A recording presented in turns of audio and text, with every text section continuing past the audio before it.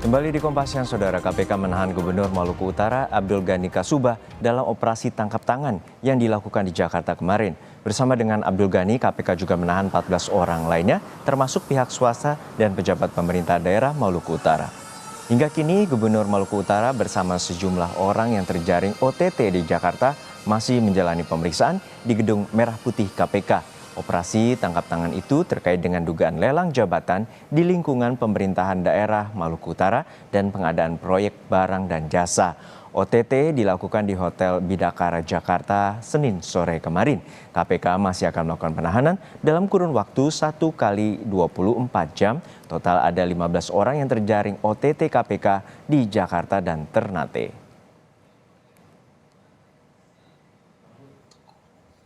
Kemarin KPK menggeledah dan menyegel ruangan kerja Gubernur Provinsi Maluku Utara Abdul Ghani Kasubah serta sejumlah kantor organisasi perangkat daerah atau OPP di Sofifi, Maluku Utara. Kantor OPD yang telah disegel yaitu kantor Bapeda, kantor BPKAD, kantor Dinas PUPR, kantor Dinas Pendidikan dan kantor Dinas Perkim. Rumah dinas di Sofifi dan rumah singgah gubernur di Ternate juga tidak luput digeledah KPK. Adik kandung Gubernur Maluku Utara Said Kasubah membenarkan adanya penyegalan itu. Karena maksudnya tadi berapa orang Pak? Yang masuk tadi berapa orang? Cuma 1 orang sudah naik ke atas. Oh, 1 orang. Ya, Mereka dari mana Pak? ya, pokoknya saya tidak tahu. Mereka sanggup ke ruang pribadi sempat masuk. Barang surami di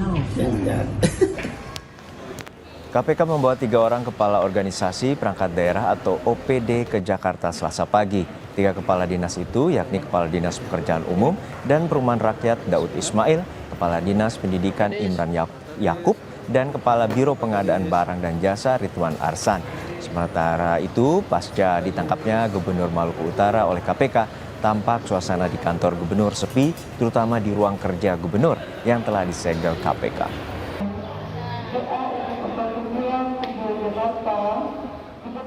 Juru bicara KPK Ali Fikri menyatakan ada 15 orang yang ditangkap terkait kasus dugaan lelang jabatan yang menyeret Gubernur Maluku Utara Abdul Ghani. Saat ini KPK masih melakukan penyelidikan lebih lanjut terhadap Gubernur Maluku Utara. Betul, kemarin tim KPK menindaklanjuti laporan masyarakat melakukan kegiatan tangkap tangan baik di wilayah Maluku Utara maupun di Jakarta, dan sejauh ini ada sekitar 15 orang yang ditangkap baik di kota Ternate maupun Jakarta Selatan. Benar, di antaranya adalah Gubernur Maluku Utara dan pejabat lainnya serta beberapa pihak swasta yang sebagian saat ini telah berada di Gedung Merah Putih KPK untuk dilakukan permintaan keterangan.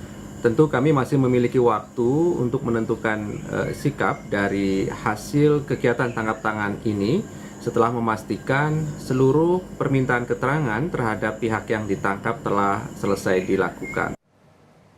Presiden Joko Widodo menanggapi operasi tangkap tangan Gubernur Maluku Utara oleh KPK. Presiden meminta semua pihak menghormati proses hukum yang tengah berjalan. Hal itu disampaikan Presiden Jokowi di sela kegiatannya meresmikan jembatan Otista di Kota Bogor, Jawa Barat.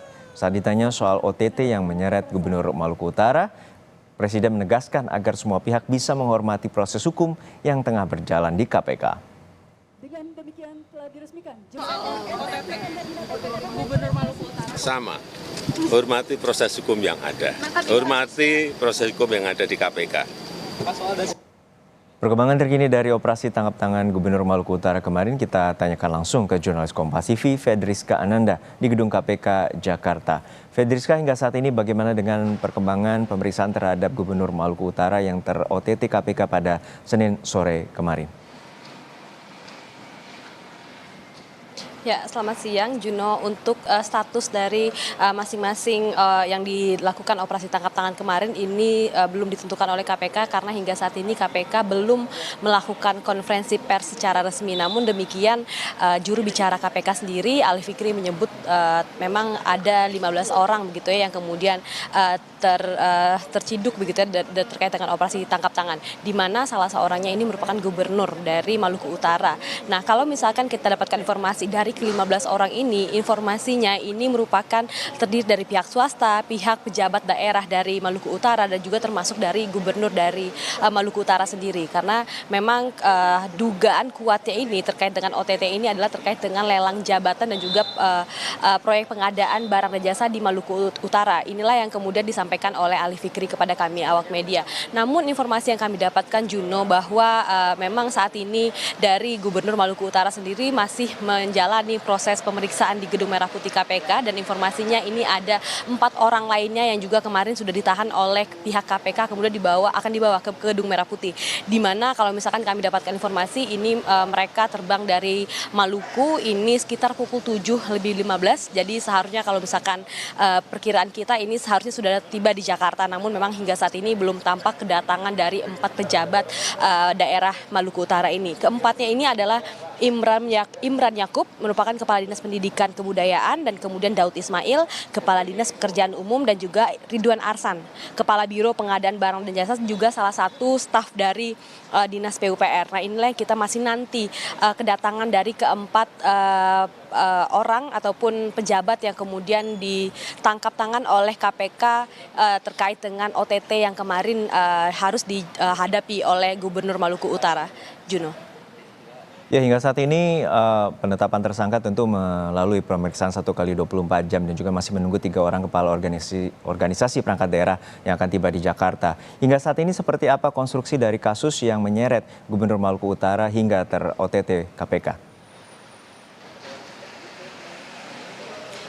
Ya Juno, karena hingga saat ini memang KPK belum tampak banyak berbicara begitu ya, karena terkait dengan kasus ini masih dalam proses pemeriksaan.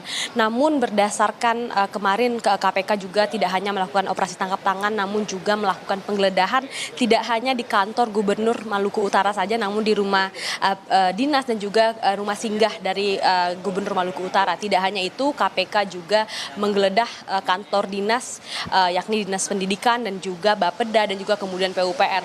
Nah dari inilah kemudian KPK juga akan merangkai begitu terkait dengan konstruksi kronologi perkara ini.